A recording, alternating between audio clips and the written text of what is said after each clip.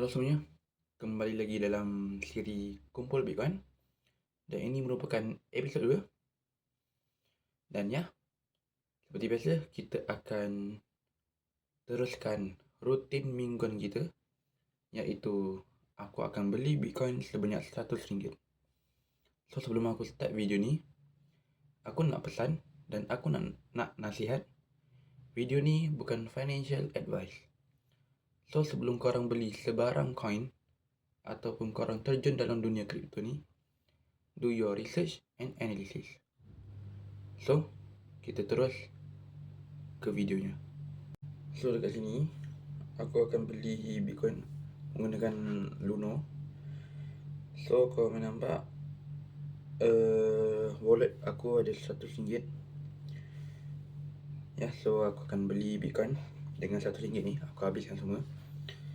Dan ya, macam biasa kita katakan Bitcoin ni kat sini memang market tengah turun market tengah turun, tapi ya, kita beli Bitcoin ni untuk jangka panjang. So ya, kita tak perlu takut, kita tak perlu kisah pun market nak naik ke nak turun ke. Janji kita beli Bitcoin ni, kita berfikir secara jangka panjang lah. Okay, kita ada sedikit Bitcoin ni, itu adalah opportunity yang baik lah, daripada kita tak ada Bitcoin sama sekali. So ya, katanya kita tekan buy. Macam biasa, aku akan tekan masuk off kat sini, pilih. So kat sini aku ada wallet Malaysia, wallet ringgit Malaysia, RM100, sorry. So aku tekan. So aku masuk kat amount dia ni, RM100 So aku tekan next. Okay, so kat sini dia akan keluar buy Bitcoin 0.0002. So aku akan dapat sebanyak tu, dan aku kena charge sebanyak 2%. Okay, so kat sini tengok confirm. Dan kat sini macam biasa, Luno pin korang kena ingat, sebab ini adalah safety reason. Okay, so kalau Luno pin ni korang tak ingat, korang takkan boleh buat sembarang pembelian dalam Luno. Okay, so kat sini aku akan blur. Aku akan masukkan aku punya pin number, and then aku akan tunjuk aku punya pembelian. Okay, so kat sini aku dah buat pembelian Bitcoin sebanyak RM100.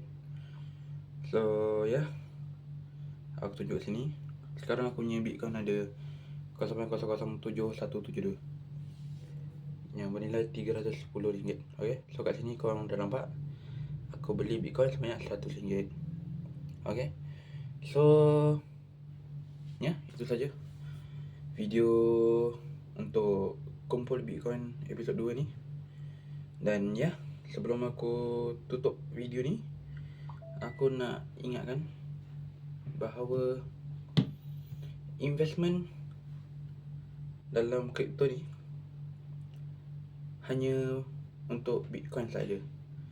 Untuk coin-coin lain macam stable coin lah, altcoin lah, meme coin lah, itu semua untuk ditradingkan. Okay, so korang jangan sampai salah coin untuk korang invest, sebab aku boleh kata Bitcoin ni Bitcoin ni lebih stable lah. Okay, walaupun stable coin tu lebih stabil, tapi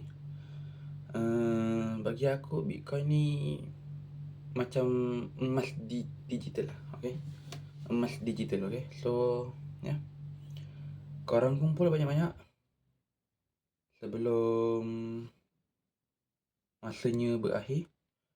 So ya, sampai sini saja video ni.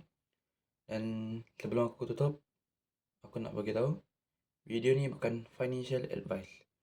So sebelum korang buat sembarang pembelian coin ataupun korang terjun ke dalam dunia kripto ni, do your research and analysis. So sampai jumpa di episod 3 Kumpul Bitcoin.